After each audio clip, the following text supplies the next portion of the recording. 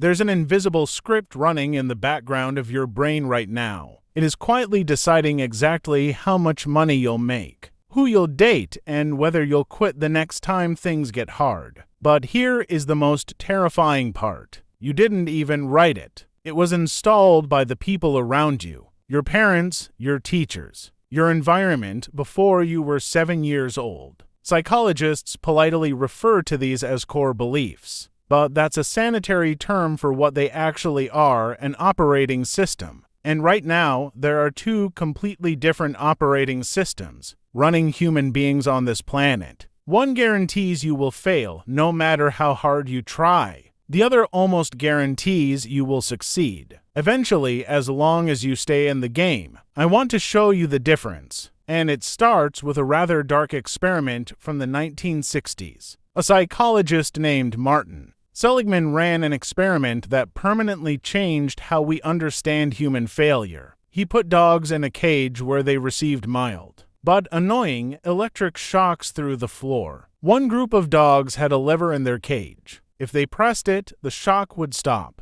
The other group had no lever. Nothing they did mattered. The shock just happened to them and they had to endure it. Then, Seligman changed the rules of the game. He put all the dogs in a completely new box, one with a low partition in the middle. If the dogs simply stepped over the partition, the shocks would stop immediately. The dogs who previously had the lever, they figured it out instantly. They jumped over to safety. But the dogs from the second group, the ones who learned that their actions didn't matter, they didn't even try to jump. They just lay down on the floor and took the pain. Seligman called this phenomenon learned helplessness. And the brutal truth is humans do the exact same thing every single day. If you grew up in an environment where your actions didn't seem to change your outcomes, you installed the helplessness operating system. You started believing a very specific, highly poisonous idea: things happen to me. In psychology, this is known as having an external locus of control. It means you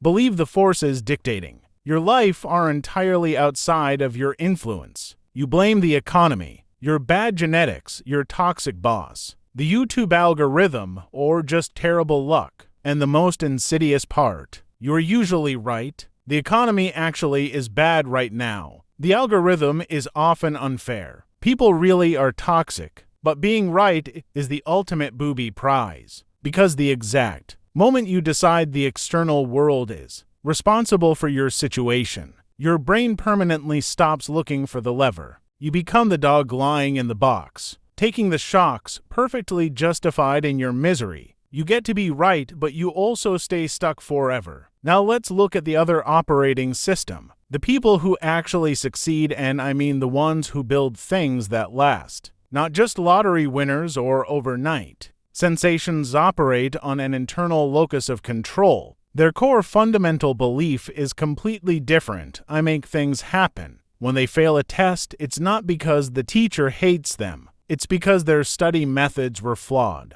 When their business tanks, it's not the economy's fault. It's because they failed to adapt fast enough to a changing market. From the outside, this belief system might sound exhausting, taking the blame for absolutely everything. But it's actually the ultimate psychological superpower. Because if a failure is your fault, that means it is entirely within your control to fix it next time. You always have the lever. You are never helpless. But here is the trap most people fall into: the illusion of the middle ground. You think you can have an internal locus of control for the good things, and an external locus for the bad things. When you get the promotion, it's because you're a genius who worked hard. But when you get fired, it's because the company was toxic and your boss was an idiot. Your brain loves this compromise because it protects your fragile ego. But it's a massive cognitive illusion. You cannot selectively apply agency. The moment you outsource the blame for your failures, you also give away the power to change them. If it's your boss's fault you got fired, you don't need to improve your skills. You just complain, wait for the next job, and repeat the exact same cycle. True agency requires a level of extreme ownership that most people simply cannot stomach. It requires looking at the absolute wreckage of your life, the broken relationships, the empty bank account, the terrible habits, and saying out loud, "I built this. I laid every single brick." That realization is terrifying.